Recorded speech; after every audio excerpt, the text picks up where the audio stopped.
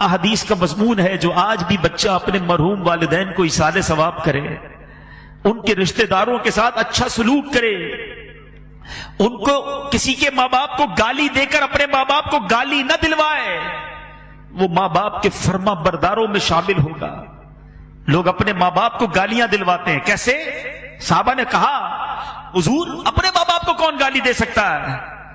اللہ کے حبیب نے فرمایا دوسرے کے ماں باپ کو گالی دیتے ہیں لوگ، پھر ان کے ماں باپ کو گالی دیتے ہیں۔ گالیاں دینے والوں ماں بہن کی گالیاں دیتے ہو، زبان لٹک نہیں جاتی؟ اس لیے دی اللہ نے زبان، اور پھر سامنے سے کیا ہوتا ہے؟ تمہاری ماں تمہاری بہنوں تمہارے والد کو گالیاں پڑتی ہیں، اچھا لگتا ہے؟ ارے ایسے کام کرو کہ لوگ کہیں ایسی اولاد ہے تو ماں باپ کیسے ہوں گے؟ اتنا پیارا بیٹا، ایسی پیاری اولاد، ان کے ماں باپ کو اللہ جنت نصیب کرے۔ ایسے کام کرو نا کہ ماں باپ کو قبر میں بھی رحمتیں اور دعائیں ملیں۔ اگر آج کوئی چاہتا ہے کہ اپنے ماں باپ کی روح کو خوش کر لے، خوب ایصال ثواب کر، نفل نماز پڑھے تو ماں باپ کے نام پر ثواب بھیج دے، ذکر و اذکار کرے، ماں باپ کی بارگاہ میں نامہ اعمال پیش ہوتے ہیں، یاد رکھنا گناہ نہ کیا کرو۔ ہمارے گناہ جب ماں باپ کے پاس جاتے ہیں تو ماں باپ غمگین ہو جاتے ہیں۔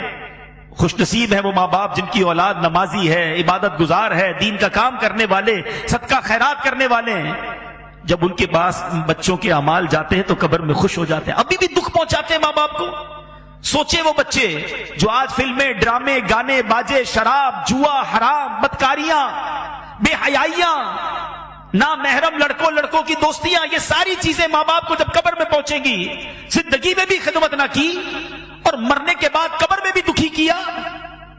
ارے انہیں راضی کرنا ہے تو ایسا کرو کہ روز ثواب پہنچے۔ میں مشورہ دیتا ہوں اللہ کی رحمت سے، جو بھی کہہ رہا ہوں یہ تحدیث نعمت اور جو بھی ہے یہ اپنی والدین ہی کی تربیت اور امیر اہل سنت کی تربیت کا صدقہ ہے۔ ہمارے پاس تو جو بھی ہے والدین کا ہے نا، یہ بھی ایک بات یاد رکھنا، جن کے ماں باپ حیات ہیں اور چلے جائیں، دونوں صورتوں میں ایک بات یاد رکھنا کہ آپ کے پاس اور میرے پاس جو کچھ ہے، پیسہ ہے، عزت ہے، شہرت ہے، مقام ہے، واٹ ایور، یہ سب کچھ ماں باپ کا ہے۔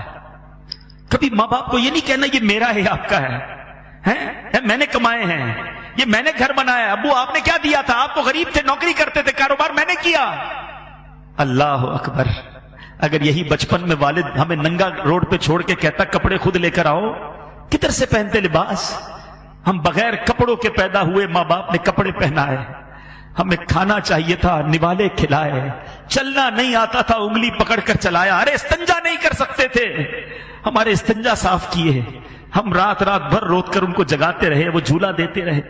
سوچو نا، اچھا کہتے گھر دلا تو دیا، ملازم تو دے دیے، مہینے کے پیسے بھی تو بھجوا دیتا ہوں، اب اور کیا چاہیے؟ ارے ماں باپ کو یہ نہیں چاہیے، ماں باپ کو آپ چاہیے، ماں باپ کو بیٹا چاہیے، ماں باپ کو بیٹی چاہیے، اس کے دو میٹھے بول چاہیے، اس کا پیار چاہیے، اس کی محبت چاہیے۔ وہ پیسے کے لیے جیے کب تھے؟ اور اب اگر وہ چلے گئے نا تو یہ مت سمجھنا یہ پیسہ میرا ہے، خدا کی قسم، خدا کی قسم تمہارے پیسے کا نصیب ہے۔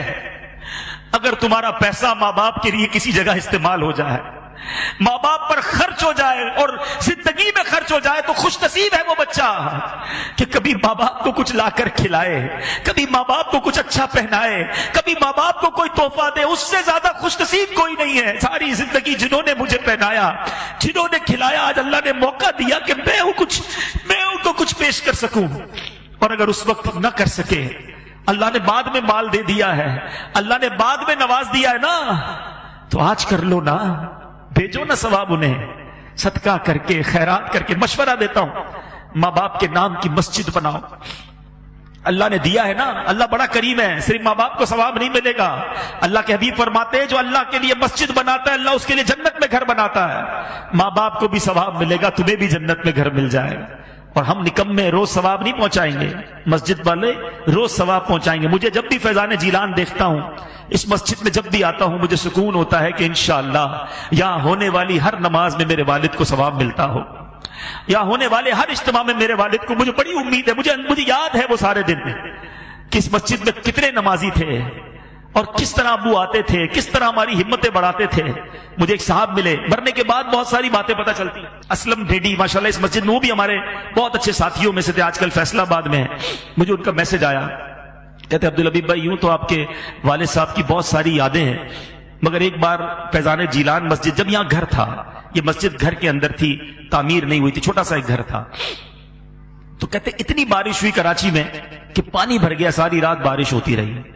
کہتے میں بڑی کوشش کر کے پانی میں سمجھ لیں گاڑی بھی میری ڈوبنے لگی، بڑی مشکل سے، گھر تھوڑا دور تھا ان کا، میں فجر کی نماز کے لیے یہاں پہنچا، میں تھا، میرا ایک بیٹا ساتھ تھا یا 2 بچے ساتھ تھے۔ کہتے مسجد میں آیا، کوئی نہیں تھا سوائے آپ کے والد صاحب کے۔ یہ اب بتایا انہوں نے والد صاحب کے انتقال کے، بولا اکیلے آپ کے والد صاحب بیٹھے تھے اور انتظار کر رہے تھے کوئی نمازی آ جائے تو ہم جماعت سے فجر ادا کر لیں۔ تو اللہ تعالیٰ ان کو جنت الفردوس میں اعلیٰ مقام عطا۔ ابو کی تو اب یادیں ہی رہ گئیں، مگر اب میں یہ چاہتا ہوں، ہماری تو وہ دولت چلی گئی، جس کے پاس ہے قدر کر لو، دعائیں لے لو۔ صلو علی الحبیب صلی اللہ تعالی علی محمد۔ مجھے اپنی اور ساری دنیا کے لوگوں کی اصلاح کی کوشش کرنی ہے انشاءاللہ۔